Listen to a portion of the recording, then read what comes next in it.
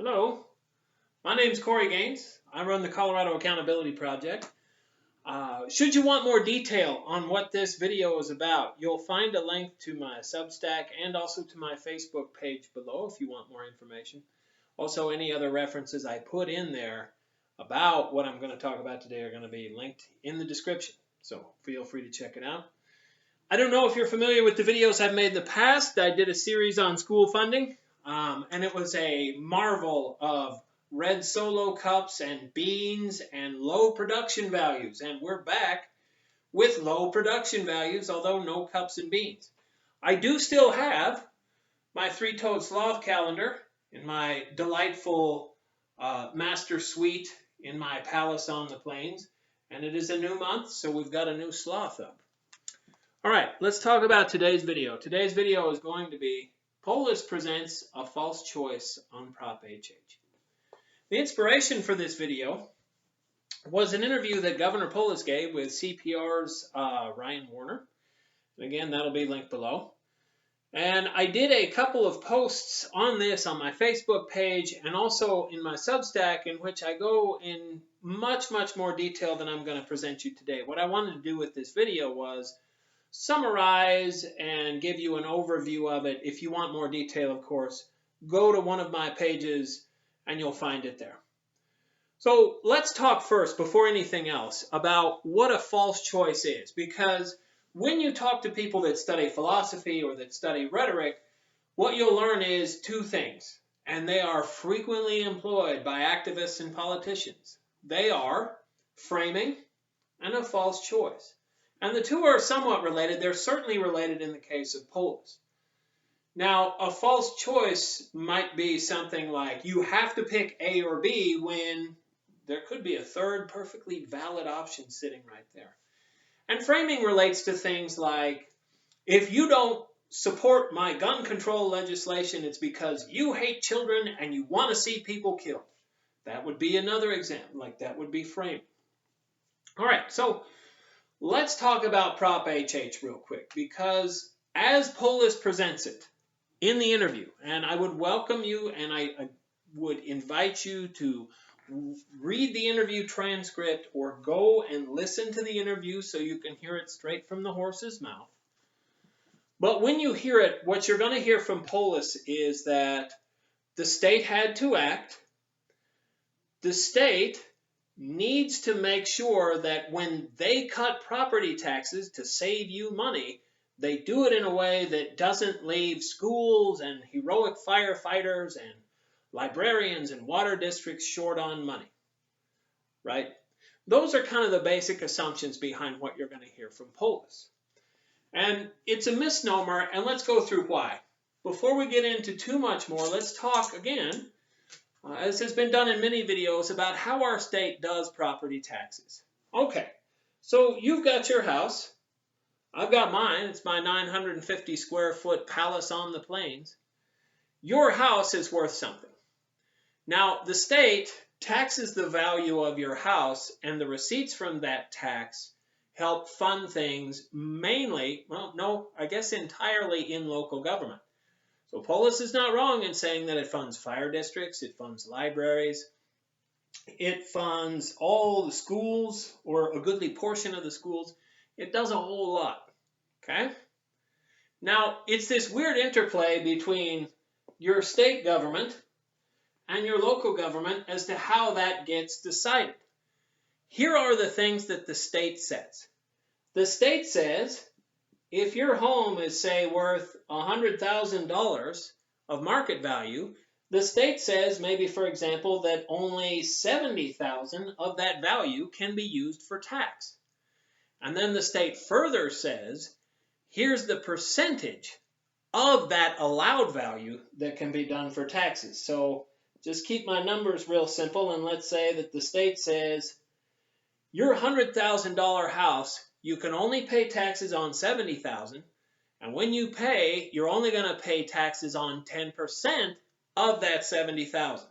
So your home's taxable value is going to be $7,000.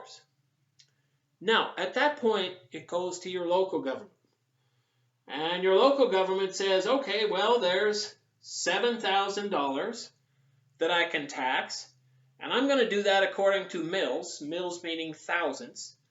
So let's go simple here, and let's say that the taxes are going to be something like 50 mils, which would be 50 thousandths, which would be 0.05. In other words, 5%. They say mils, but it's a percent. You could calculate it the other way. And that is, you're going to pay $350 worth of property taxes. Now, how does the state know that your home is worth $100,000? Well, that would be one where the local government's talking back to the state. Your local assessor figures your home's market value, which then starts the process, and then it winds up back at the local government. Okay, well, right away, you can see that there are several things that could be done to reduce property taxes in this process. You could reduce how much of your home's value can be taxed. You could reduce how much of your home's taxable value gets assessed. You could lower this. You could leave all this alone, and you could lower the mills locally. Any of those would have the same effect of making your tax bill less than it currently is. Here's what our governor is proposing in Prop HH. In Prop HH, what he's proposing to do is to knock value off of your assessment and lower the assessment percentage. Nothing is going to change locally. Whatever number comes out of the process, it's still going to be multiplied by 5%. So here's what the state's proposing. Instead of saying your house can only be taxed to $70,000 the state's proposing that your tax value could be $50,000. In other words, they're going to knock $50,000 off the price of your home, and then they're only going to tax $50,000. Further, instead of taxing you at 10%, they're going to lower that slightly. They're going to lower it by a minuscule amount in reality. Again, if you want to check my page, you'll see there. But the lowering might be something like, instead of 10%, let's keep kind of roughly the same numbers, we're going to lower it to like 9.5%. Okay? So they knock some money out of what can be taxed, and then they lower the tax percentage slightly. In reality, it's something like hundredths of a percent. So 0.006. Like that's the decimal. Okay? Whatever this comes out to be, I'm not Rain Man, so I can't do it. Would go here times 0.5, less money. That's the upshot. Okay? That's the proposal to save you money. So far, so good. Polis said, well, if the local folks won't act, we'll fix things on our end, and there's less money. Now, local people might complain about getting less money. So in order to keep the local people from complaining and possibly working against Polis in his goal, what they've decided to do is, the government says, however much less money you make, let's say you're missing this little piece of the pie, guess what the state's going to do?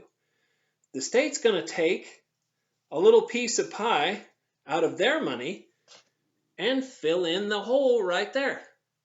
All well and good. But here's where you as the taxpayer get caught in a shell game. Guess where this money is coming from? This little bit that they're going to fill in the hole with would come from your Tabor refunds.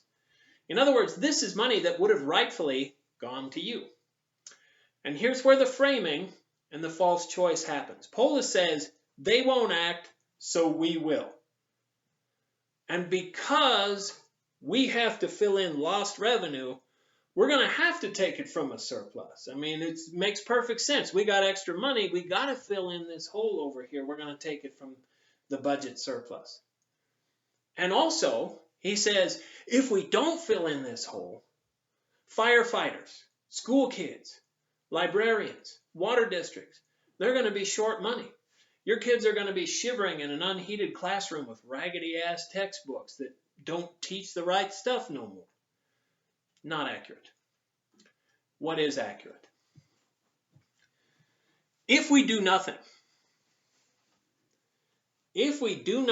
and change nothing, guess what happens? Your house, which in 2022 was $100K, might be, say, $150K now. If you do nothing, that feeds it in. Guess what? No one over here is short money. Every number that went into the input means that the output got bigger. Because if you do nothing, all those rates change, you get more money over here. And when Polis talks about knocking out money from the state, guess what they're talking about? They're talking about a thing so small, a decrease on this end so small. If this is what it was in 2022, and this outer circle here, this blob here, is what it would be in 2023 if we did nothing, Polis is going to save you money a little bit from over here, and then these guys here are not going to lose money. They're just not going to have as much. So it's not like the blob got smaller from 2022. That would be losing money. That's taking money from firemen. That's taking money from teachers. That's taking money from schools. We're not taking money. We're having less of an increase. So it's a perfectly okay thing to talk about ways to fix property taxes. And I'm glad that it's on people's radar. But pay careful attention when you listen to the framing by those who support Prop HH. There are more ways than just Governor Polis's Prop HH way in order to save money on property taxes. And if you do it other ways, it does not mean that you're taking money out of the local government. This blob here in 2023, if you do nothing, if you did what Polis wants, if you do other things, this blob will be bigger. You're not losing money.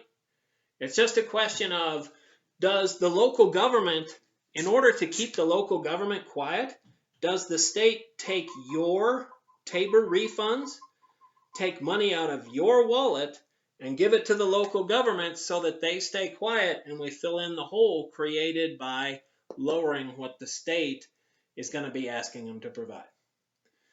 Now, in my mind, I think there's a lot better ways to handle this. I think there's a lot better ways to handle this that do not take my money to backfill the government. Perhaps our government could take money that it already has and reprioritize and use that to fill in the hole. If Polis is that invested in making sure that those local governments have all the money that they want, why not reprioritize the current state's budget?